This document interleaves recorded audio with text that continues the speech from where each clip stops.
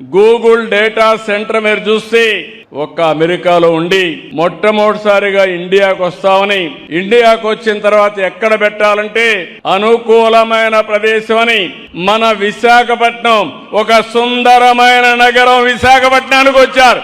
అది వస్తే బెంగళూరు కలవరపడింది, వేరే రాష్ట్రాలు ఆశ్చర్యపోయినాయి. కానీ ఇక్కడుండే వాళ్ళు మాత్రం ఒకరిద్దరు ఫ్లాగులు పట్టుకుంటారు వద్దని. డేటా సెంటర్ అంటే తెలియదు, లాభాలు తెలియవు, అంటే వాళ్ళకి కావాల్సింది రాజకీయం కావాలి, ఎవరో చెప్తే నమ్మాలి.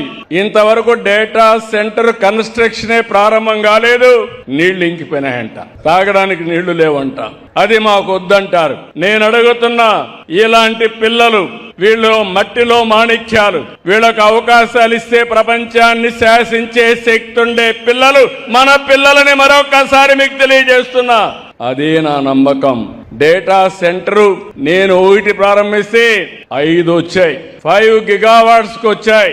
ఈ రోజు 5 గిగావాట్స్ ఇక్కడ వస్తే కొన్ని లక్షల మందికి ఏఐ ప్రొఫెషనల్స్ గా తయారవుతారు, మంచి ఉద్యోగాలు వస్తాయి. ఆ ఉద్యోగాలు వస్తే ఆదాయం కూడా ఆకాశమే హద్దుగా ఉంటుంది ఇన్నోవేషన్ లో.